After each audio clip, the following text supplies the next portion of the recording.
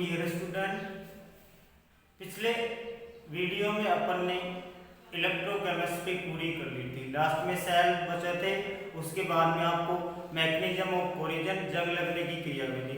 आज next chapter start कर रहे हैं रासायनिक बलगतिकी या केमिकल काइनेटिक्स। देखो, बोर्ड के एग्जाम के पॉइंट ऑफ व्यू से ये चैप्टर भी इलेक्ट्रोकेमिस्ट्री का जितना वेटेज रखता है, अर्थात ये भी कितने नंबर का है, 4 मार्क्स के क्वेश्चन यहाँ से आते हैं। तो देखो, यहाँ पे आपसे न्यूमेरिकल भी पूछ लेते हैं इस चैप्टर में और वैसे क्वेश्चन भी पूछ लेते हैं। तो मेनली सबसे ज्यादा इंपॉर्टेंट पोर्शन क्या है इसमें, फर्स्ट ऑर्डर रिएक्शन है, जहां से आपको एक बड़ा क्वेश्चन मिलता है। तो अपन शुरुआत करते हैं एक बहुत ही इंपॉर्टेंट और बहुत ही इजी चैप्टर केमिकल काइनेटिक्स या रासायनिक बलगतिकी। देखो, रासायनिक बलगतिकी भौतिक रसायन या फिजिकल केमिस्ट्री की वह ब्रांच है जिसमें किसी अभिक्रिया के वेग और वेग को प्रभावित करने वाले कारकों का अध्ययन करते हैं। अर्थात कोई भी रिएक्शन हो रही है, जैसे उदाहरण के लिए ए से बी क्या बन रहा है, प्रोडक्ट बन रहा है। जैसे एग्जांपल के लिए अपन बात करें, ये अभिक्रिया हो रही है ए से बी। ए क्या है, क्रियाकारक है, ये क्या है, रिएक्टेंट है, और ये क्या बन गया भाई, इसका प्रोडक्ट बन गया। तो एक तो क्या है, क्रियाकारक, मान लो ये अभिक्रिया हो रही है, ए से बी क्या बन रहा है, आपका उत्पाद बन रहा है। तो ये अभिक्रिया किस वेग से होगी और इस अभिक्रिया के वेग को प्रभावित करने वाले कारक कौन कौन से होंगे, इन सभी का अध्ययन क्या करेंगे केमिकल काइनेटिक्स में। दूसरी बात, 3 पॉइंट बता रहा हूं आपको, जो क्या है केमिस्ट्री की, फिजिकल केमिस्ट्री की अलग अलग ब्रांच से संबंधित है। देखो, ये कोई भी अभिक्रिया, कोई रिएक्शन होगी या नहीं होगी, इस बात का निर्धारण कौन करती है, थर्मोडायनेमिक्स, उष्मा गतिकी। कौन करती है भाई, थर्मोडायनेमिक्स। अर्थात उष्मा गतिकी के आधार पर आप ये बताओगे कि ए से बी उत्पाद बनेगा या नहीं बनेगा। तो रसायन विज्ञान की उष्मा गतिकी किसी अभिक्रिया के होने या नहीं होने को बताती है। कैसे बताएगी भाई, delta G is less than 0, या आप कह सकते हो डेल्टा जी बराबर नेगेटिव होगा यदि गिब्स ऊर्जा परिवर्तन का मान क्या होगा, ऋणात्मक होगा या लेस देन 0 होगा, तो ये अभिक्रिया होगी, और यदि नहीं होगा तो अभिक्रिया नहीं होगी। यदि किसी अभिक्रिया के होने के लिए क्या चाहिए भाई, कंडीशन, डेल्टा जी गिब्स ऊर्जा परिवर्तन क्या होना चाहिए, ऋणात्मक होना चाहिए। दूसरी बात, पहली तो ये अभिक्रिया होगी या नहीं होगी किसके आधार पर बता रहे हो आप, थर्मोडायनेमिक्स या उष्मागतिकी के आधार पर। ये अभिक्रिया किस समय तक होगी, अर्थात किस साम्य तक होगी, यह अभिक्रिया किस समय तक होगी, ये इसका निर्धारण कौन सी ब्रांच करती है भाई, केमिकल इक्विलिब्रियम। कौन सी करती है भाई, रासायनिक साम्य, केमिकल इक्विलिब्रियम, अर्थात रासायनिक साम्य के द्वारा आप ये बताओगे कि ये अभिक्रिया किस समय तक होगी, अर्थात कब इसमें साम्यावस्था आएगी, कब सारे के सारे क्रियाकारक इसमें परिवर्तित हो जाएंगे, उत्पाद के अंदर परिवर्तित हो जाएंगे। तो ये अभिक्रिया होगी या नहीं होगी, इसका निर्धारण तो आप किसके आधार पर करोगे, उष्मागतिकी के आधार पर। और दूसरी बात, ये अभिक्रिया किस समय तक होगी, अर्थात कब तक पूरा क्रियाकारक क्रिया करके उत्पाद बनाएगा, इसका निर्धारण कौन करता है भाई, केमिकल इक्विलिब्रियम या रासायनिक साम्य। तो किसी अभिक्रिया के होने या नहीं होने को तो उष्मागतिकी निर्धारित करती है, किसी अभिक्रिया के किस समय तक होने को या कब ये पूर्ण होगी, ये किस कौन निर्धारित करता है भाई, रासायनिक साम्य निर्धारित करता है। और तीसरी बात, किस वेग से होगी, किस वेग से होगी, इसका निर्धारण कौन करती है भाई, आपकी रासायनिक बलगतिकी या केमिकल काइनेटिक्स करती है। कौन करती है भाई, ये अभिक्रिया किस वेग से होगी या इसके वेग को कौन कौन से कारक प्रभावित करेंगे, इन सब चीजों को कौन निर्धारित करेगी, आपकी जो ये चैप्टर पढ़ रहे हैं अपन रासायनिक बलगतिकी। तो अपन मेनली इस चैप्टर में क्या चीज पढ़ेंगे, किसी अभिक्रिया के वेग को प्रभावित करने वाले कारक और वेग के बारे में। किस वेग से वो अभिक्रिया होगी, कौन कौन से फैक्टर उसके वेग को क्या करते हैं, प्रभावित करते हैं। तो इन सब चीजों के बारे में अपन क्या करेंगे, यहाँ पे अध्ययन करेंगे। तो किसी अभिक्रिया के होने या नहीं होने को कौन दर्शाता है, ऊष्मागतिकी या थर्मोडायनेमिक्स। यदि डेल्टा जी का मान क्या होगा, 0 से कम या नेगेटिव होगा तो ही अभिक्रिया होगी, वरना नहीं होगी।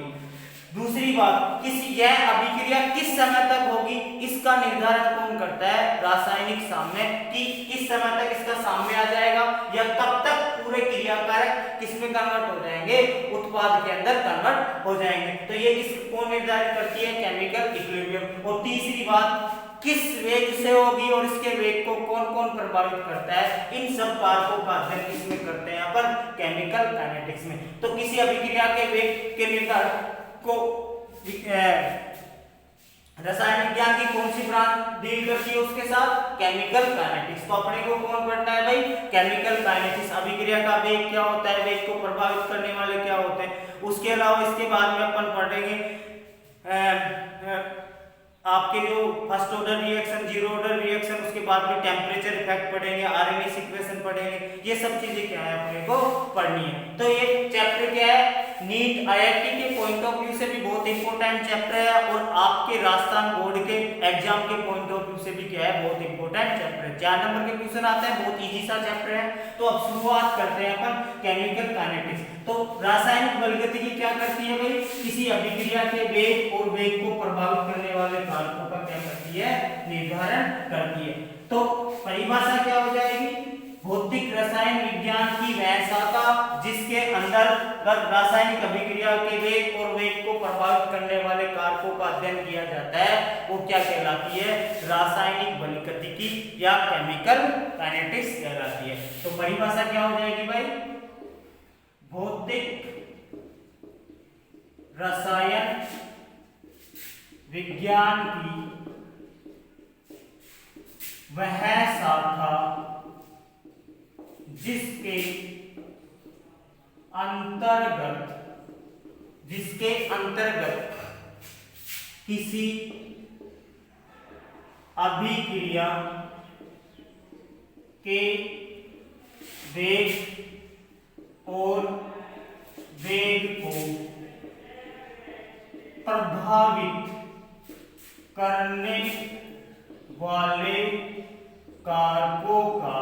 वेग को प्रभावित करने वाले कारकों का अध्ययन किया जाता है, रासायनिक बलगतिकी या केमिकल काइनेटिक्स कहलाती है। रासायनिक बलगतिकी कहलाती है। तो भौतिक रसायन विज्ञान की वह शाखा जिसके अंतर्गत किसी अभिक्रिया के वेग और वेग को प्रभावित करने वाले कारकों का अध्ययन किया जाता है, रासायनिक बलगतिकी कहलाती है। अभी आपको मैंने 3 बात बताई थी, किसी अभिक्रिया के होने या नहीं होने का निर्धारण किसके आधार पर करेंगे, ऊष्मागतिकी के आधार पर। कोई अभिक्रिया किस समय तक होगी, इसका निर्धारण किसके आधार पर करेंगे अपन, रासायनिक साम्य के आधार पर। और तीसरी बात, कोई अभिक्रिया किस वेग से होगी, उसका निर्धारण कौन करती है, रासायनिक बलगतिकी। तो नोट डाल के लिख लीजिए, किसी अभिक्रिया के होने या नहीं होने, अर्थात अभिक्रिया की संभावना को ऊष्मागतिकी द्वारा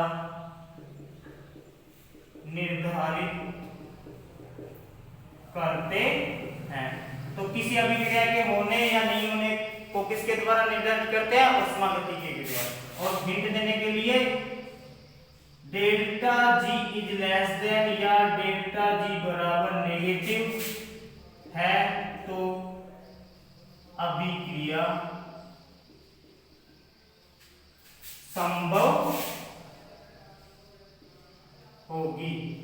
और यदि डेल्टा जी का मान क्या नहीं होगा भाई, नेगेटिव नहीं होगा या पॉजिटिव होगा या जीरो होगा, तो अभिक्रिया क्या नहीं होगी, संभव नहीं होगी। तो किसी अभिक्रिया के होने या नहीं होने का निर्धारण किसके द्वारा करते हैं भाई, ऊष्मागति के द्वारा करते हैं। दूसरी बात, कोई अभिक्रिया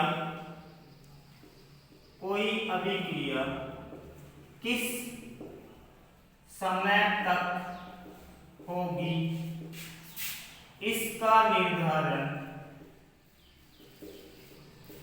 रासायनिक साम्य द्वारा करते हैं।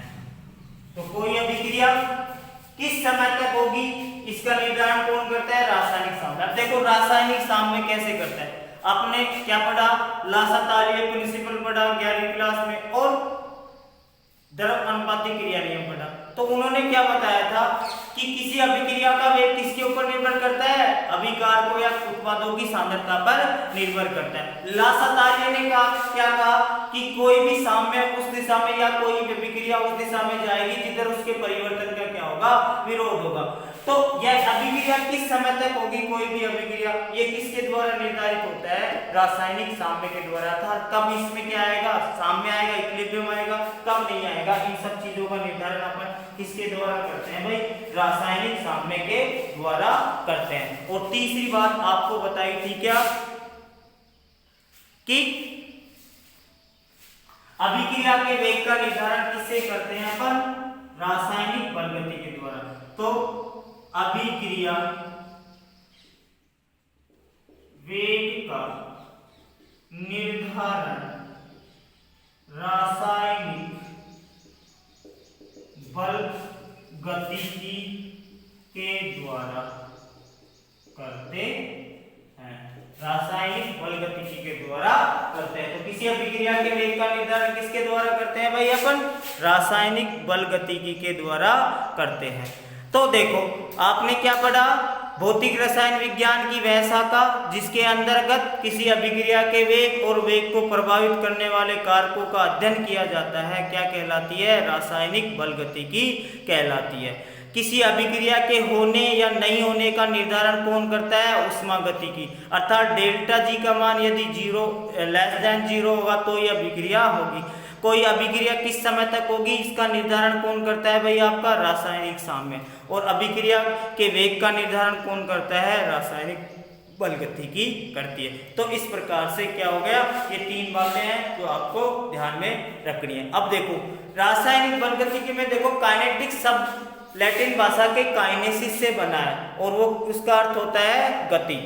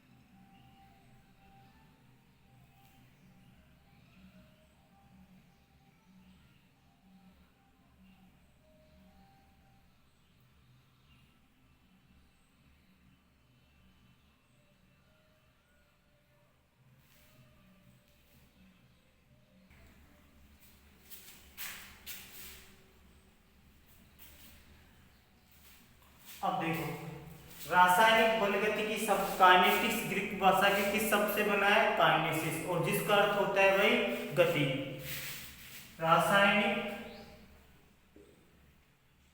रासायनिक बलगतिकी अर्थात काइनेटिक्स काइनेटिक्स ग्रीक शब्द काइनेसिस से बना है। किससे बना है भाई? ग्रीक शब्द काइनेसिस से, जिसका अर्थ है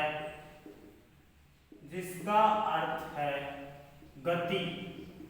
क्या अर्थ है? काइनेसिस का अर्थ क्या होता था ग्रीक भाषा में? गति। तो केमिकल काइनेटिक्स की उत्पत्ति, शब्द की वर्ड की उत्पत्ति किससे हुई? काइनेसिस से। और काइनेसिस का अर्थ ग्रीक भाषा में क्या होता है?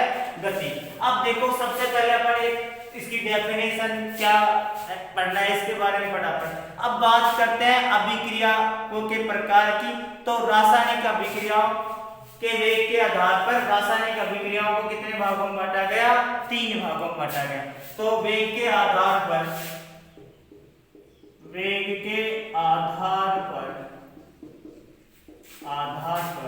रासायनिक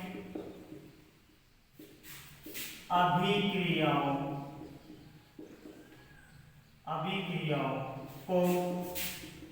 3 भागों में बांटा गया है। तो अभिक्रिया किस वेग से होगी, इसके आधार पर अभिक्रियाओं को कितने भागों में बांटा गया? 3 भागों में। पहला भाग कौन सा? पहला प्रकार कौन सा हो गया? आयनिक या तात्सनिक। आयनिक या तात्सनिक, या इनको बोलते हैं अपन फास्ट रिएक्शन। सेकंड, अति मंद अभिक्रिया।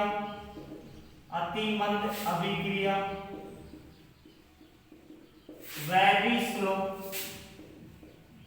रिएक्शन, या इनको और बोल देते हैं आणविक अभिक्रिया भी बोलते हैं। इनको क्या बोलते हैं? आणविक अभिक्रिया। और तीसरा प्रकार वेग के आधार पर क्या दिया गया? मंद अभिक्रियाएं। तीसरा प्रकार क्या दिया गया भाई?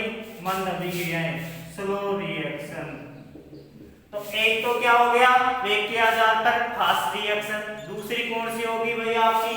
वेरी स्लो रिएक्शन, और तीसरी होगी आपकी स्लो रिएक्शन। देखो, तीनों के एग्जाम्पल पढ़ेंगे, तीनों के बारे में पढ़ेंगे। एक बार वैसे वर्ग भी बता रहा हूं। फास्ट रिएक्शन या आयनिक या तात्सनिक अभिक्रिया ऐसी रासायनिक अभिक्रिया जिनका वेग इतना अधिक होता है या इतने अधिक वेग से होती है कि इनके वेग का निर्धारण साधारण परिस्थितियों में नहीं किया जा सकता या नग्न आंखों की सहायता से नहीं किया सकता। ये लगभग 10 की पावर -14 से 10 की पावर -16 पर सेकंड के वेग से क्या करती हैं?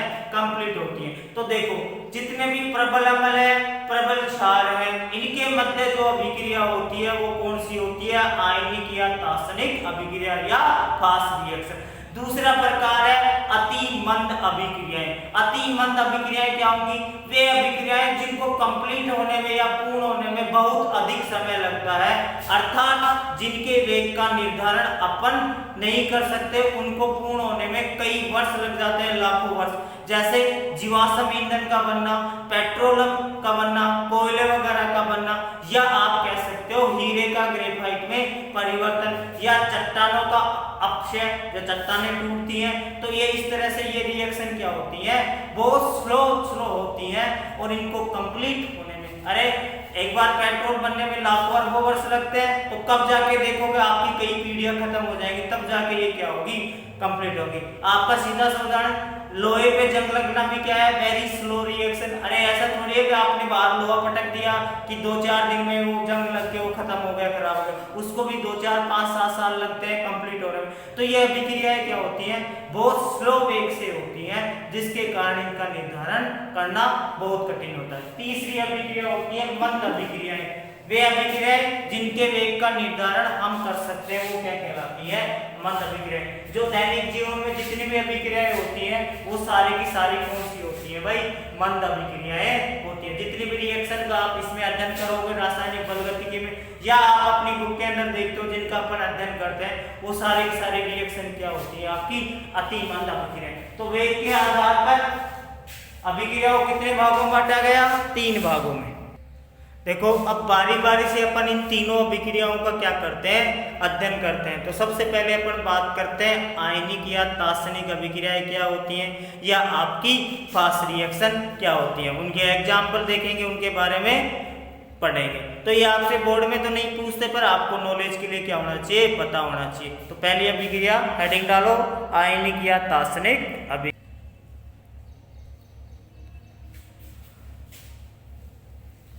अपन अब बात करते हैं आयनिक या तात्सनिक अभिक्रिया। फर्स्ट अभिक्रिया है कौन सी, आयनिक या आपकी तात्सनिक अभिक्रियाएं। या बोल सकते हो इनको फास्ट रिएक्शन, या बोल सकते हो भाई आप इनको फास्ट रिएक्शन।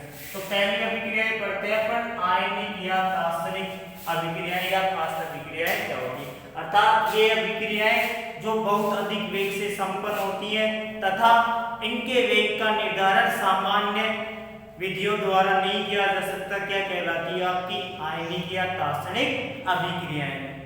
ये अभिक्रियाएं लगभग 10 की पावर -14 से 10 की पावर -16 सेकंड में क्या हो जाती हैं, कंप्लीट हो जाती हैं। तो वे रासायनिक अभिक्रियाएं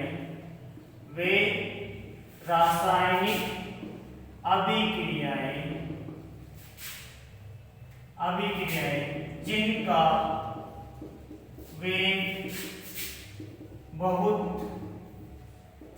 अधिक होता है तथा इनके वेग का निर्धारण सामान्य विधियों द्वारा नहीं किया जा सकता है। आयनिक या तात्सनिक अभिक्रियाएं कहलाती हैं। आयनिक या तात्सनिक अभिक्रियाएं कहलाती हैं। आयनिक या तात्सनिक अभिक्रियाएं कहलाती हैं। ये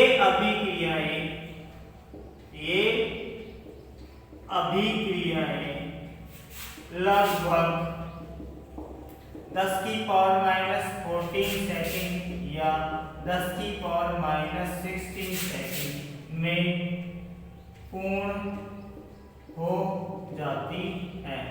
अरे लोगों को जीरो पे नहीं दिखता, ये तो नेगेटिव में 10 की पावर -6 पलक झपने में रिएक्शन हो जाए उसका नहीं पता चलता, इसका तो कैसे पता चलेगा। तो ये अभिक्रिया कब पूरी होती है, लगभग 10 की पावर -14 सेकंड या 10 की पावर -16 सेकंड।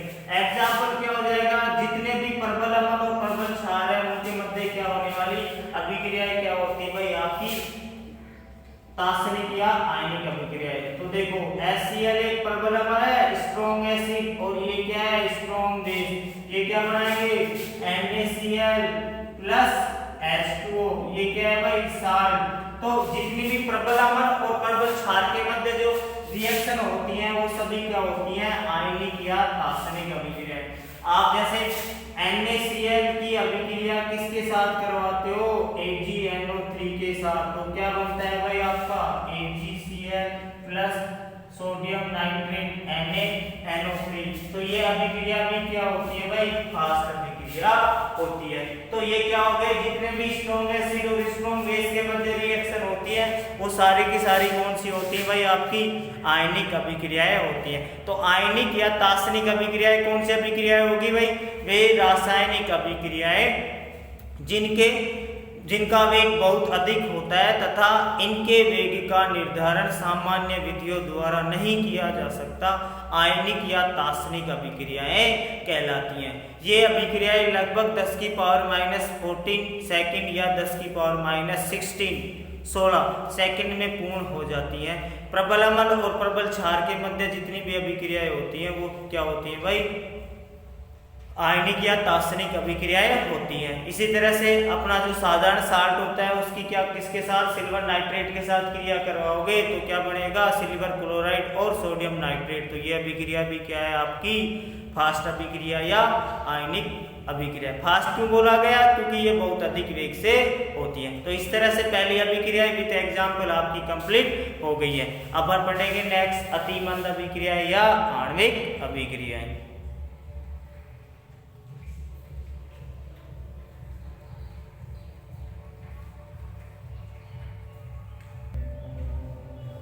सेकेंड रिएक्शन पढ़ते हैं अपन नंबर 2 अतिमंद अभिक्रियाएं। कौन सी भाई, अतिमंद अभिक्रियाएं।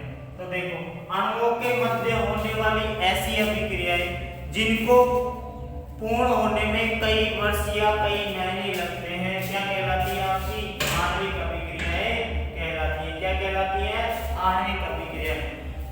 क्योंकि इनके वेग का निर्धारण भी आप नहीं कर सकते। क्यों नहीं कर सकते, क्योंकि इनको कंप्लीट होने में कई वर्ष या कई महीने लग जाते हैं। तो अणुओं के मध्य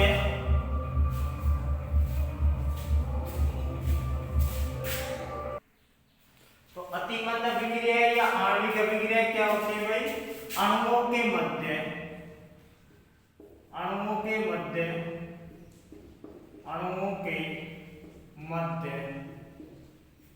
होने वाली रासायनिक अभिक्रियाएं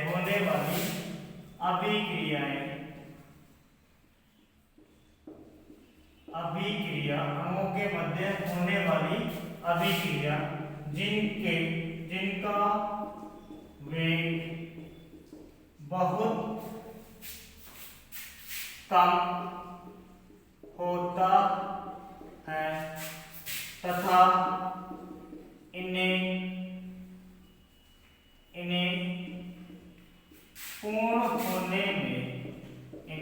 पूर्ण होने में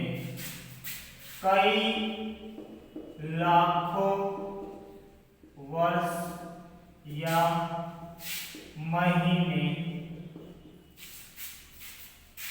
लग जाते हैं। अर्थात अणुओं के मध्य होने वाली अभिक्रिया जिनका वेग बहुत कम होता है तथा इन्हें पूर्ण होने में कई लाखों वर्ष या महीने लग जाते हैं, अतिमंद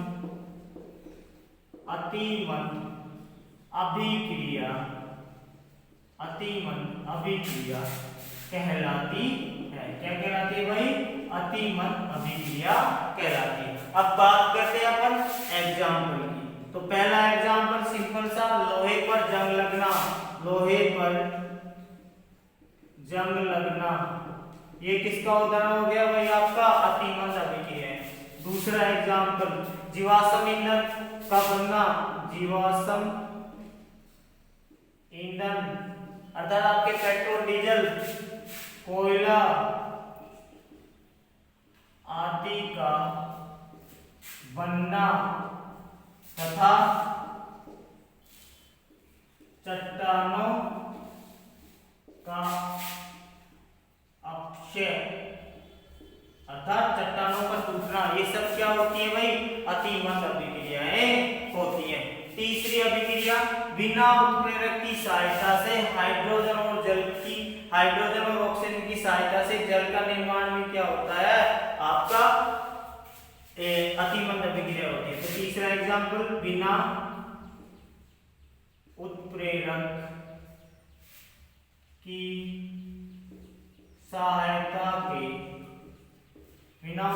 की सहायता के H2 व O2 द्वारा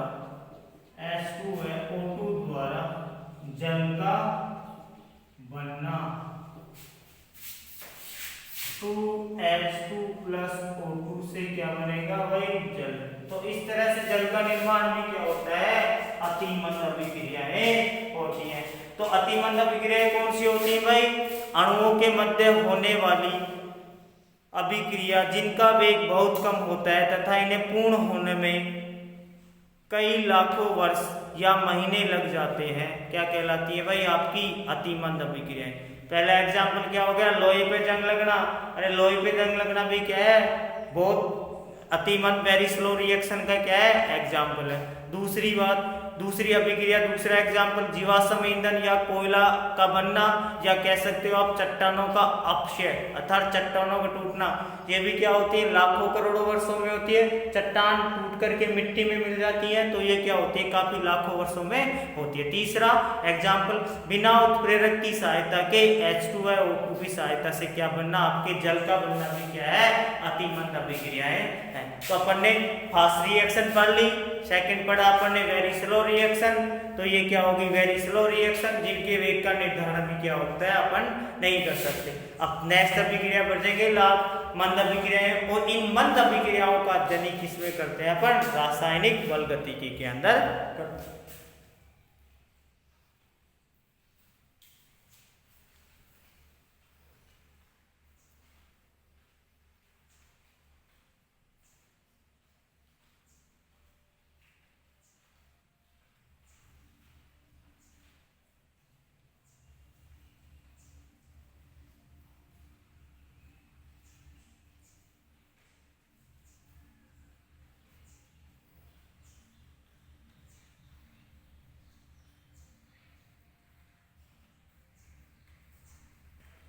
तो देखो लास्ट अभिक्रिया देखते हैं अपन मंद अभिक्रिया या स्लो रिएक्शन पढ़ते हैं। तो देखो मंद अभिक्रियाएं क्या होती हैं, वे अभिक्रियाएं या अणुओं के मध्य होने वाली अभिक्रियाएं जिनके वेग का क्या किया जा सकता है मापन किया जा सकता है, वो क्या कहलाती है आपकी अति मंद अभिक्रियाएं कहलाती है। ये अभिक्रियाएं कुछ घंटों या मिनटों में क्या हो जाती है कंप्लीट हो जाती है। अर्थात साधारण सी बात कहूंगी जिन अभिक्रियाओं का अध्ययन अपन करते हैं वो सारी की सारी क्या है स्लो रिएक्शन या आपकी मंद अभिक्रियाएं हैं। तो अणुओं के मध्य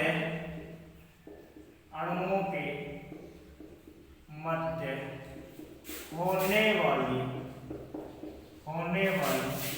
रासायनिक अभिक्रिया जिनके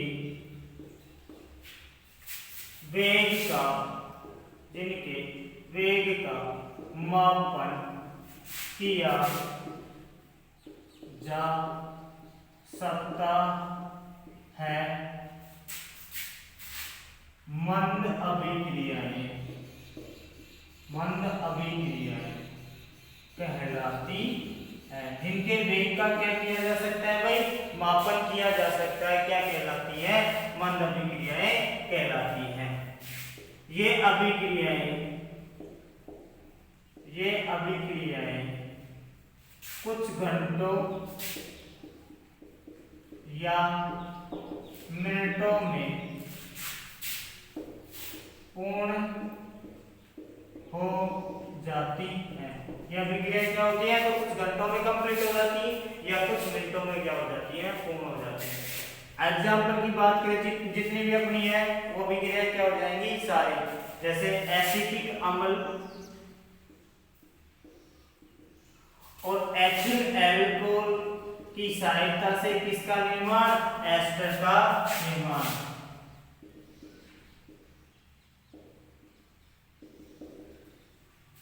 तो ये क्या है भाई आपका एस्टर, तो एसिटिक एसिड और एथिल एल्कोहल मिलकर एस्टर का निर्माण करते हैं, ये भी क्या हो जाएगी आपकी मंद अभिक्रिया हो जाएगी। दूसरा है आपका हाइड्रोजन पेरोक्साइड का विघटन H2O2, क्या बन जाएगा भाई आपका 2H2O प्लस O2, तो ये क्या हो जाएगा आपका H2O2 का विघटन भी क्या होता है आपका अति मंद अभिक्रियाएं होती है।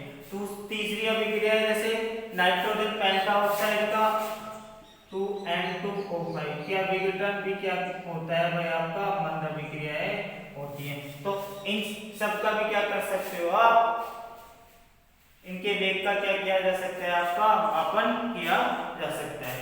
तो मंद अभिक्रिया कौन सी होगी भाई, वे अणुओं के मध्य होने वाली रासायनिक अभिक्रिया जिनके वेग का क्या किया जा सकता है मापन किया जा सकता है मंद अभिक्रियाएं कहलाती है। ये अभिक्रिया कुछ घंटों या मिनटों में क्या हो जाती है पूर्ण हो जाती है। और इनके एग्जाम्पल हो गए जो सामान्य जितनी भी अभिक्रिया है वो जैसे एथिल अल्कोहल और एसिटिक अम्ल मिलकर क्या बनाते हैं एस्टर, यह भी क्या होगी मंद अभिक्रिया। H2O2 हाइड्रोजन पेरोक्साइड का विघटन भी क्या हो गया मंद अभिक्रिया। इसी तरह नाइट्रोजन पेंटाऑक्साइड N2O5 का विघटन भी क्या हो गया आपका मंद अभिक्रिया है।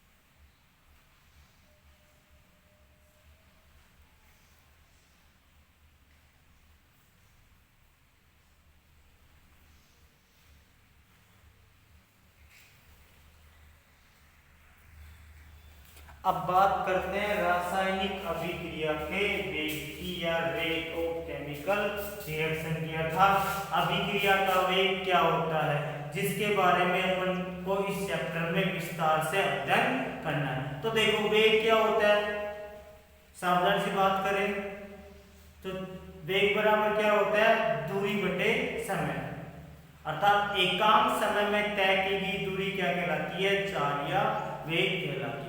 इसी तरह से इकाई समय में क्रिया कारकों या उत्पादों की सांद्रता में हुए परिवर्तन को क्या कहते हैं किसी रासायनिक अभिक्रिया का वेग। तो देखो अपन देखते हैं किसी भी अभिक्रिया में क्रिया कारक समय के साथ घटते जाते हैं, भाई क्रिया करके वो उत्पाद बनाते हैं।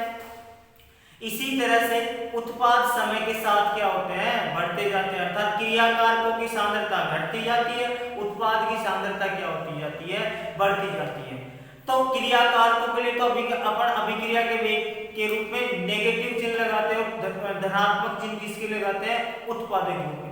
यहाँ पे नेगेटिव पॉजिटिव सिर्फ किसको दर्शा रहे हैं सांद्रता में कमी को और सांद्रता में अधिकता को, अर्थात कभी भी किसी अभिक्रिया का रासायनिक वेग क्या नहीं होता ऋणात्मक नहीं होता। ये अपन एक एग्जांपल से करेंगे, आपको प्रूव करके बताऊंगा कि किसी भी अभिक्रिया का वेग क्या नहीं होता ऋणात्मक नहीं होता।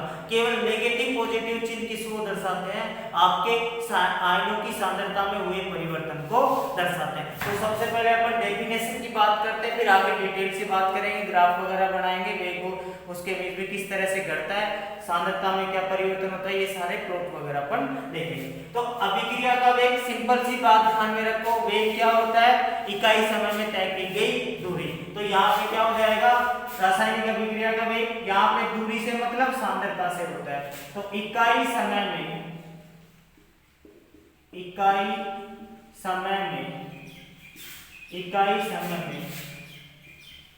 किसी रासायनिक अभिक्रिया में अभिकार को या आप कह सकते हो उनको क्रियाकार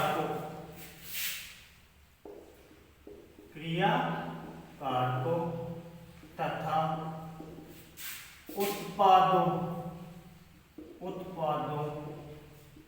की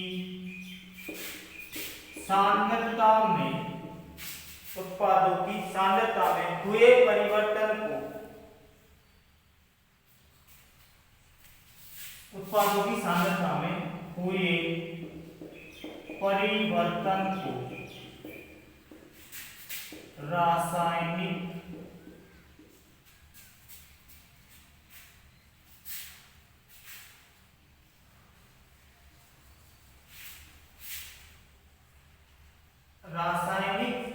अभिक्रिया का वेग कहते हैं।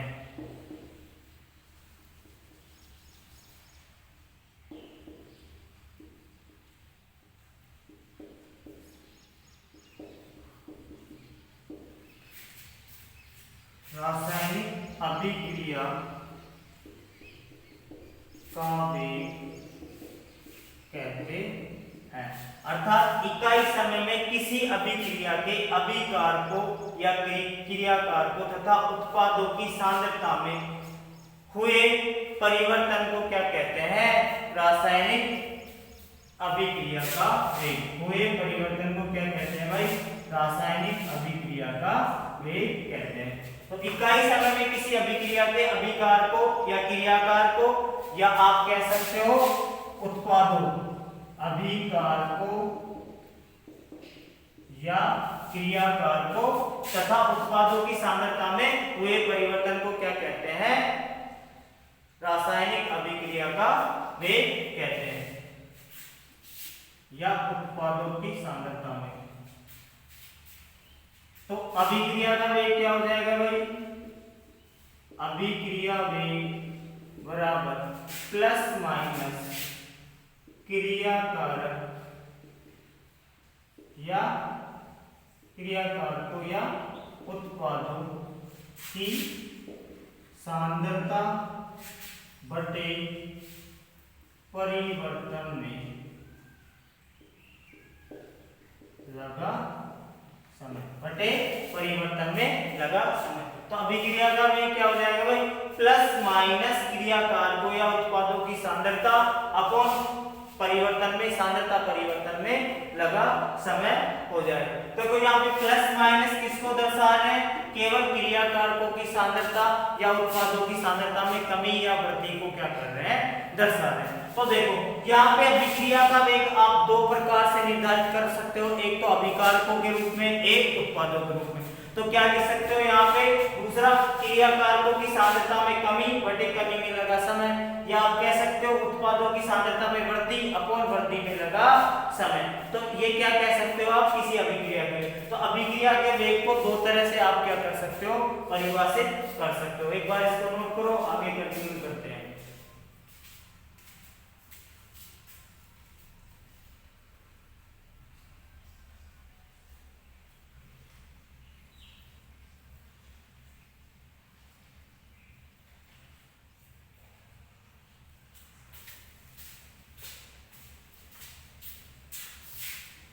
सांद्रता में परिवर्तन बटे परिवर्तन में लगा समय।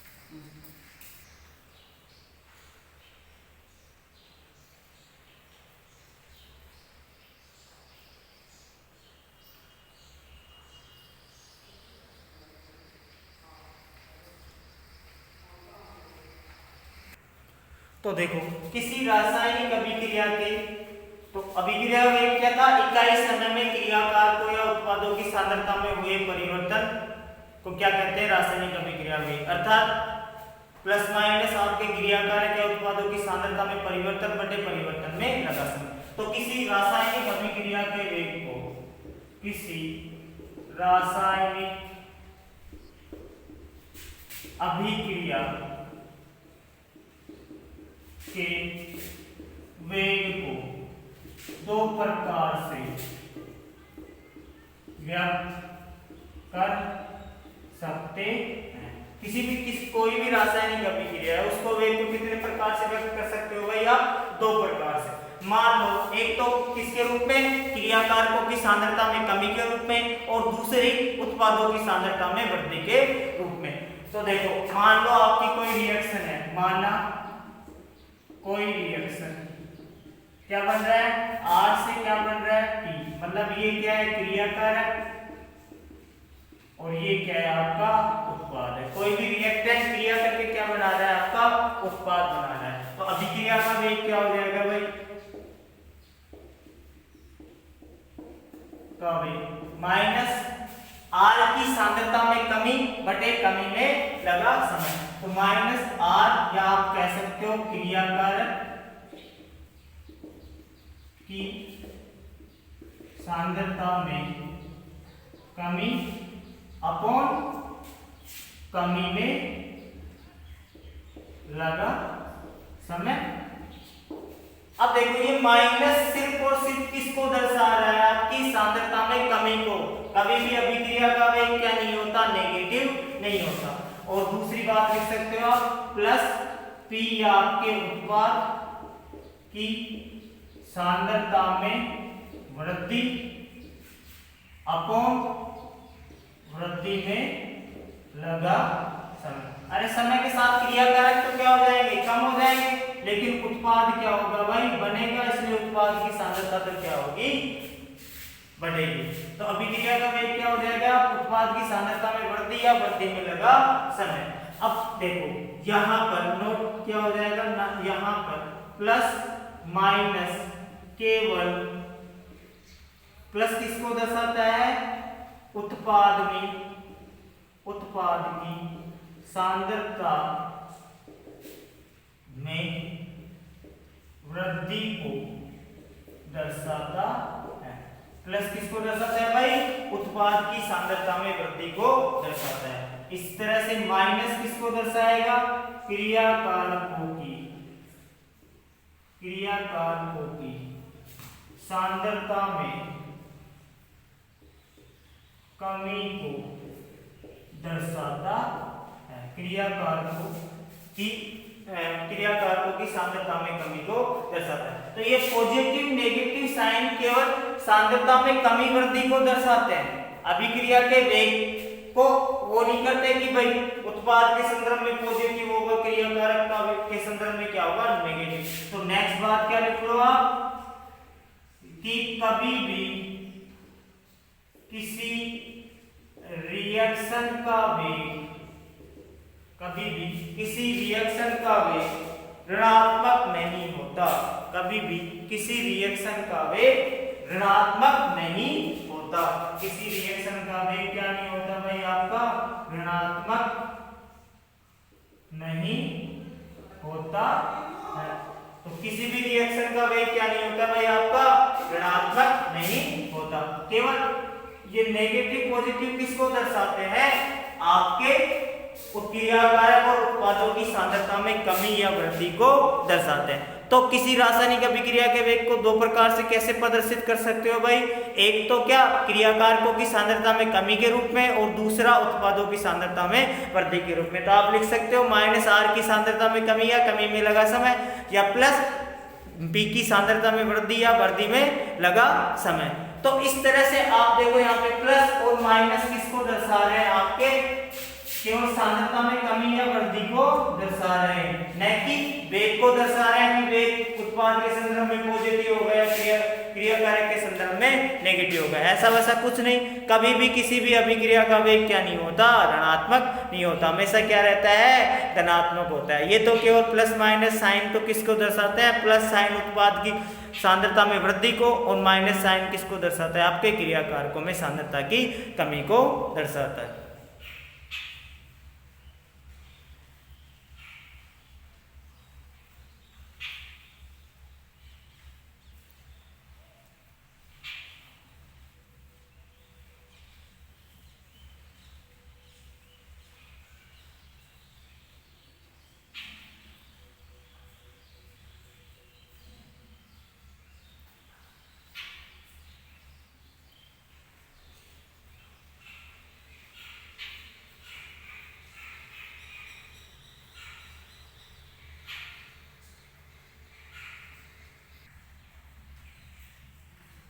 देखो आपको दो ग्राफ बनाए, एक तो अभिक्रिया के वेग और समय के बीच में, और दूसरा बनाया है सांद्रता और समय के बीच में। तो देखो अभिक्रिया का वेग क्या होता है, समय के साथ साथ क्या होता है, घटता जाता है। क्यों घटता जाता है, क्योंकि क्रियाकार को की सांद्रता क्या होती जाती है, समय के साथ साथ क्या होती जाती है, कम हो जाती है।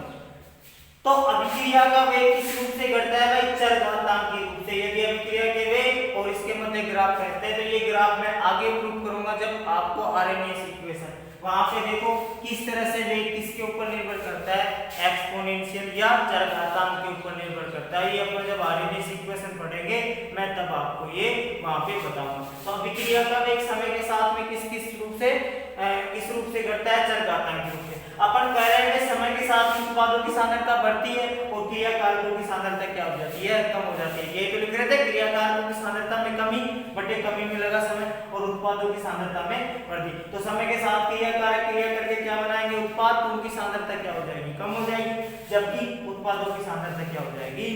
बढ़ जाएगी। तो इस तरह से सांद्रता और समय, अभिक्रिया का वेग और समय में क्या होते हैं, इस तरह से क्या प्राप्त होते हैं? आपको प्लॉट प्राप्त होते हैं।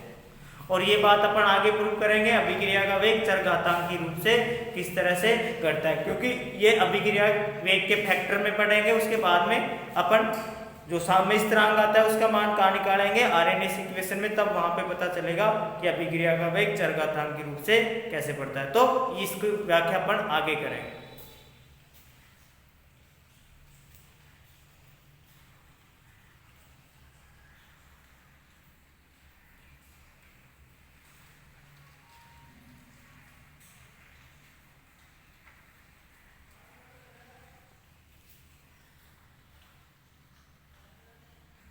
अब नेक्स्ट अपन बात करते हैं एवरेज वेलोसिटी, एवरेज रेट की, औसत वेग। तो एक निश्चित मापने योग्य समय अंतराल पर किसी अभिक्रिया का वेग क्या कहलाता है? आपका औसत वेग। अर्थात एक निश्चित मापने योग्य समय अंतराल पर अभिक्रिया का वेग क्या कहलाता है? आपका औसत वेग। तो एक निश्चित मापने योग्य समयांतराल पर अभिक्रिया वेग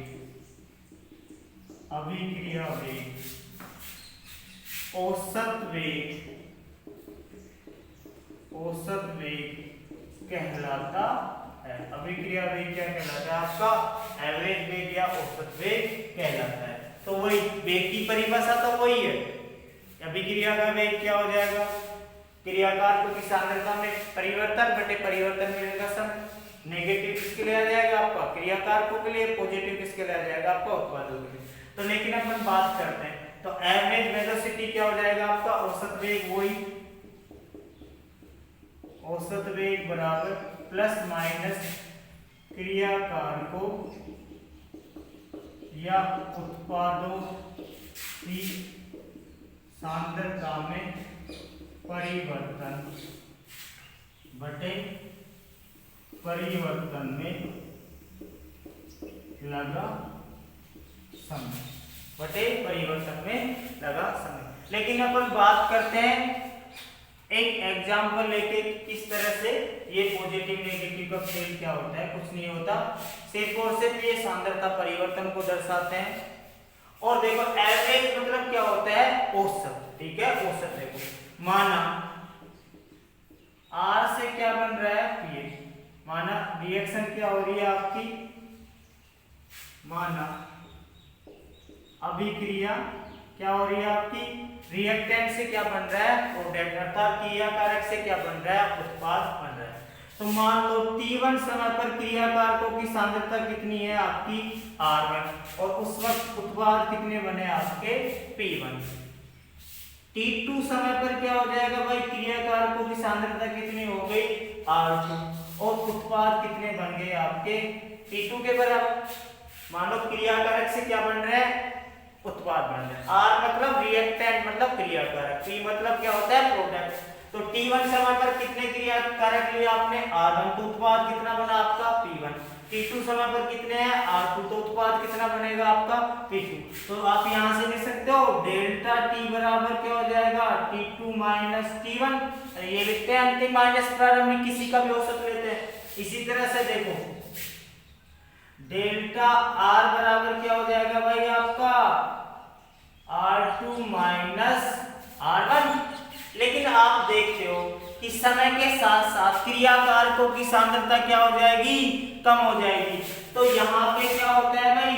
R1 इज ग्रेटर देन क्या होता है, R2 के बराबर होता है। तो R1 क्या होता है, R2 से बड़ा, तो ये मान क्या आ जाएगा भाई आपका नेगेटिव आएगा कि नहीं, अरे R1 का मान ज्यादा है R2 से, तो ये जब घटाओगे तो क्या आएगा, नेगेटिव आएगा, और ये नेगेटिव के क्या कर देगा, उस वेग को क्या कर देगा, पॉजिटिव कर देगा।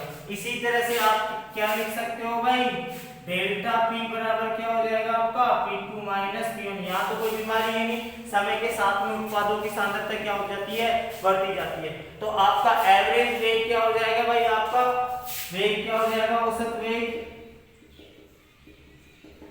क्रियाकारकों के संदर्भ में minus delta R upon delta T, और उत्पादों के संदर्भ में क्या हो जाएगा, प्लस का delta P upon delta T।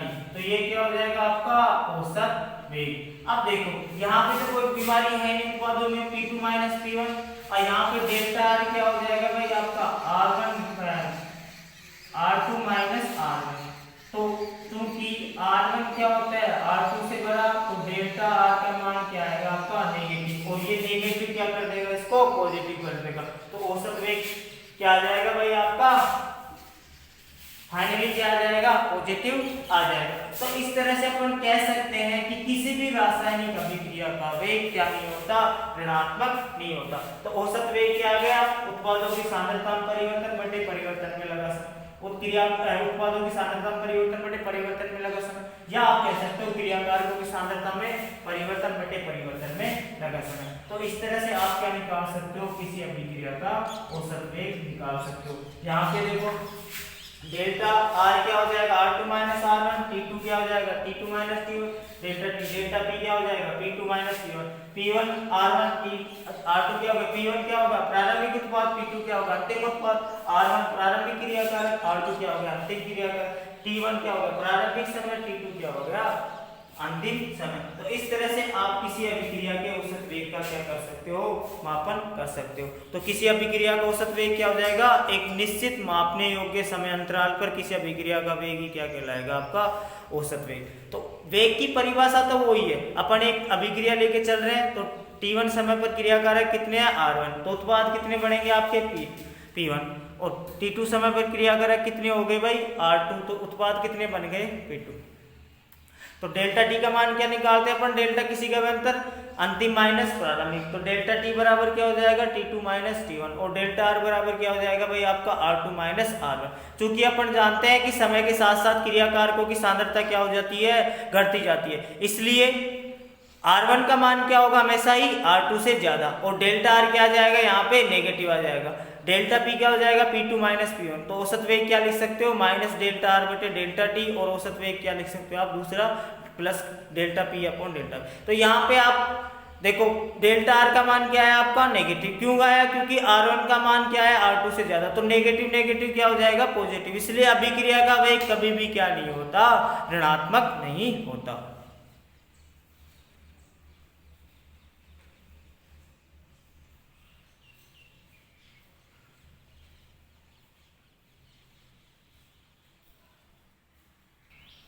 देखो आपको दो ग्राफ दिए गए हैं उत्पादों की सांद्रता और समय के बीच में, और एक दिया हुआ है क्रियाकारकों की सांद्रता और अभिकारकों की सांद्रता और समय के बीच में। तो देखो समय के साथ साथ क्या होती है, अभिकारकों की सांद्रता घटती जाती है और उत्पादों की सांद्रता क्या हो जाती है, बढ़ती जाती है।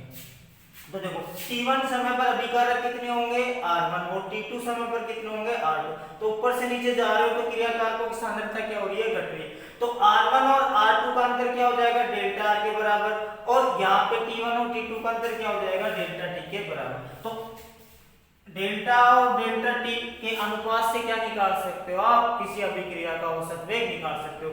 ये आपको यदि ग्राफ दे दिया जाए और ग्राफ पेपर में आपको R1 और R2 की सांद्रता दे दी जाए, T1 T2 दे दिया जाए, तो आप क्या करोगे, डेल्टा T का मान और डेल्टा R का मान निकाल कर क्या निकाल लोगे आप, औसत वेग। इसी तरह से उत्पादों की T1 समय पर उत्पाद कितने हैं P1, और T2 पर क्या होंगे उत्पाद, तो समय के साथ साथ उत्पाद बढ़ रहे हैं। देखो P1 का मान P2 का मान क्या है, P1 से ज्यादा है। यहाँ पे R1 का मान R2 से क्या है, ज्यादा। यहाँ पे क्या उत्पाद अभिकारकों की सांद्रता ऊपर बढ़ रही है, यहाँ पे क्रिया उत्पादों की।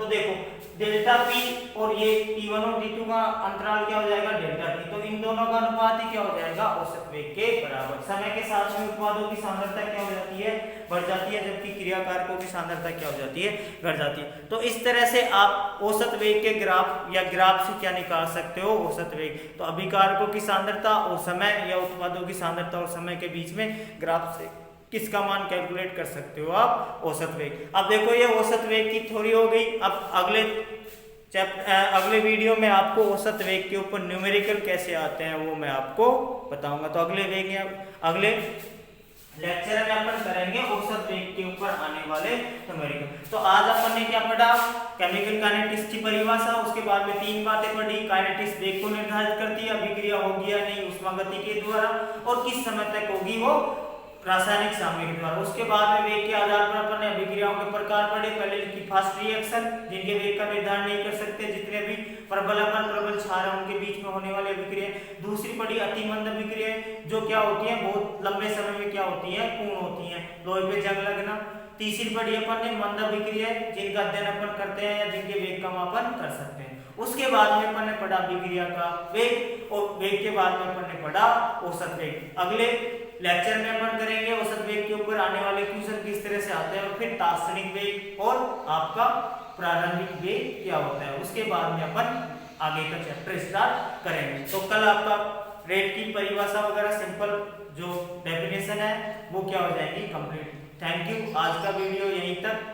कोई समस्या हो तो कमेंट बॉक्स में क्या करें, कमेंट करें। वीडियो पसंद आए तो लाइक करें और चैनल को क्या करें, सब्सक्राइब करें। Thank you.